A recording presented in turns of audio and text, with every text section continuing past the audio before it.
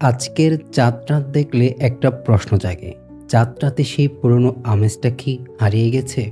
রমজানের শেষের দিনগুলোতে আমরা অধীর আগ্রহে অপেক্ষা করতাম। আকাশের দিকে তাকিয়ে থাকতাম, কখন দেখা যাবে ঈদের চাঁদ। চাঁদ উঠলে যেন পুরো গ্রামে আনন্দের ঢেউ ভরে যেত। বাড়িতে তখন বোনদের মেহেদি উৎসব হতো।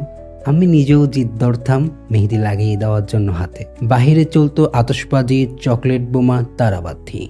চারপাশ ভরে যেত হাসি আর উল্লাস।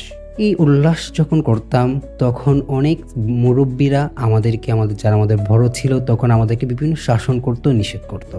ওনাদের শাসন অমান্য করে আমরা অন্য জায়গায় গিয়ে আবারও তারাবাতি বলুন, চকলেট বোমা এগুলো আবারও ফোটাতাম। আর সবচাইতে সুন্দর সময়টা ছিল রাত জেগে ভাই বোনদের আড্ডা। আলোচনার সবচাইতে মূল বিষয় ছিল কোথায় কি খাবো, কার বাসায় কি রান্না হবে, কার রান্না কত মজা। আর সবচাইতে গুরুত্বপূর্ণ বিষয় ছিল কোথায় গেলে সালামে বেশি পাওয়া যাবে।